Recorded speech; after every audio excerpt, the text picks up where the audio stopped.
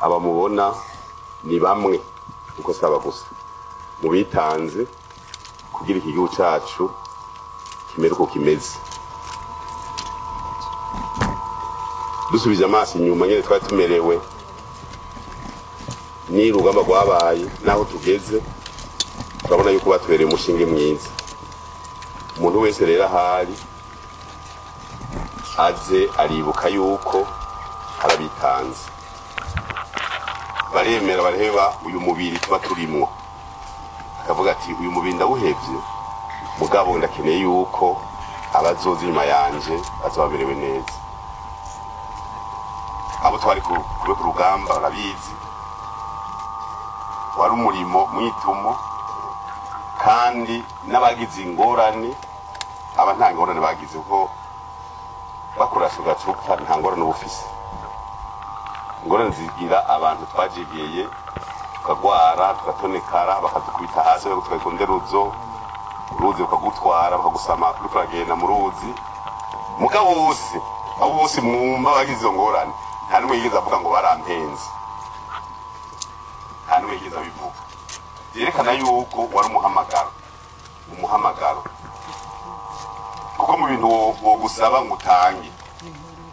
aho naho uzumusuma ati jewe naje ngaha mu buzima bwawe je nigira ibyo kukwiba ntabwo nkeneye uvuga uti twari inzahabu utware imodoka utwara amahera mugabo ndeke ndaje ngaha 95% wovuga iyo nyisho. Mugabo bandi bavuze bati oya dutanga ubuzima hanyuma dukiza abantu. Uyu munsi rero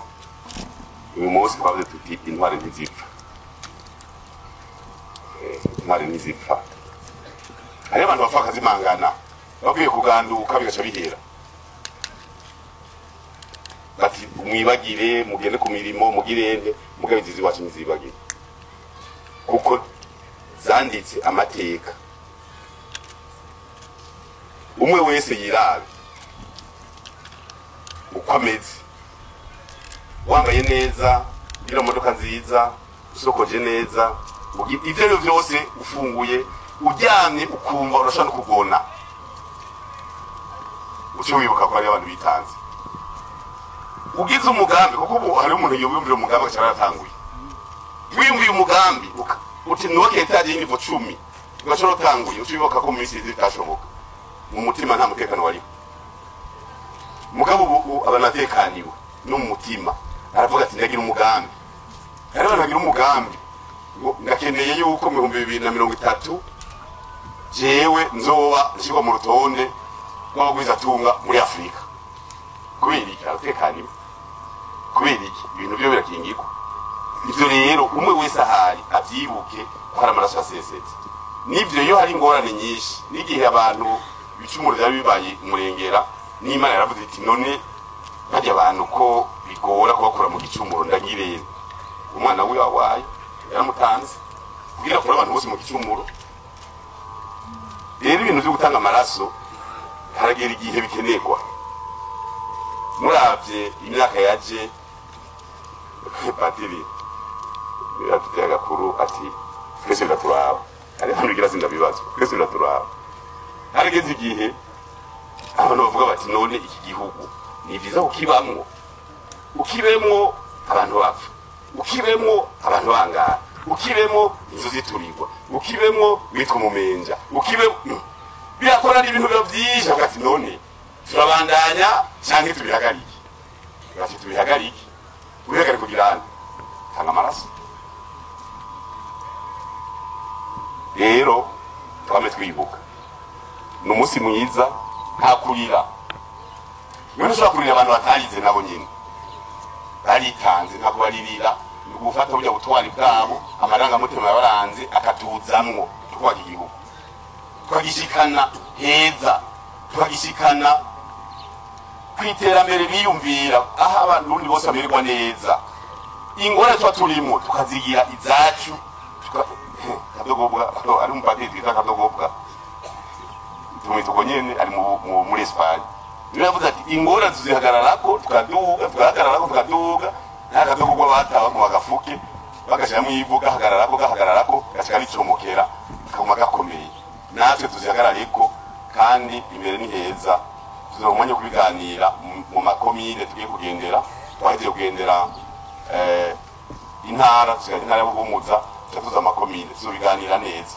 tuzobiganira tugira ibintu byacu tuje ku kivi indongo zishashe nizisambura nizuzuzanye tuduze ikivi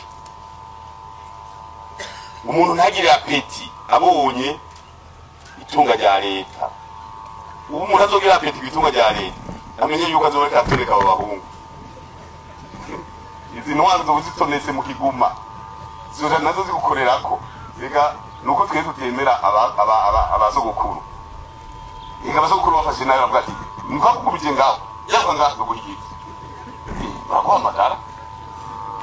rero ukaguma wirengagiza ufata ibya murundi ufata iby'igihugu ukabyiba ukabifata nabi bariko rakubona bashobora kubwira ati ngo hano shaka tutwereke twe twapfuye twitanze kugira nawe utera akajagari ku isi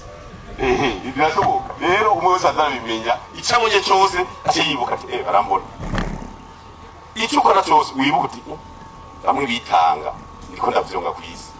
rero reka twagize ngaha n'umunsi rero twarahinduye nke tuhimbaza gatoyi tukavuga tuti reka tugire umunsi umwe aho kugira ibirori byo kubiheza kuko twasanze uburyo dukoresha mu guheraheza ibirori twofata ubukoresha mu kugarukira kuri bamwe bamwe bagize icyo bamara ku rugamba nico gituma ubu mu ntara hariho uburyo ku mwaka turondera kugira ngo ujye mupfakazi akeneye inzu ntabure bayubake kuko abagumya bangana imurera kuri ni benshi bayubake mugani w'amabati bayubake mugani ntabura isima yo kuyikora ibi rero nivyo twasifuba tuti n'umwe wese azokumva ati none jewe nta nterera ko nta kone twaje yo guterera urabaza rero mu ntara uti ujya mugambi bavuze kumva waratanguye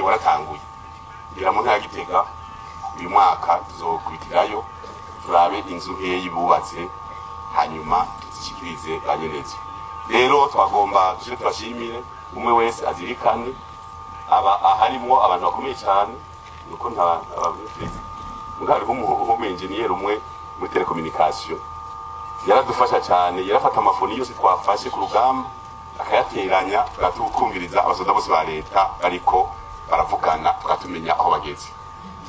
mugabo nawe nyene ari mubazi muri yicu bwoko ico utegetsi bubi sinzi kari Pierre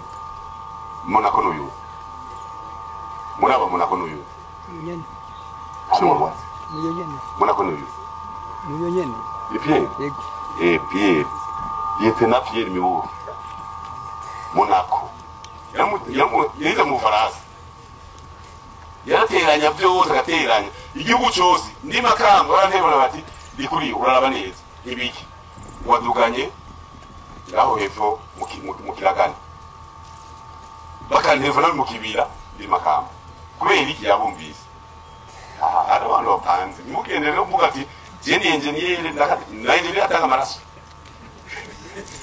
yato kwa habaye PhD yacayibaza ko yarenganye ibintu byo kurihebera abanyagihugu bato negative kwitanga witanga naho uri parti kwitangira abandi none parti gasoma Yezu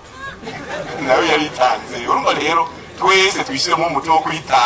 kwitangira abandi kugira amererwe neza yo naho umererwa neza izina yawe nizofudika kuko naho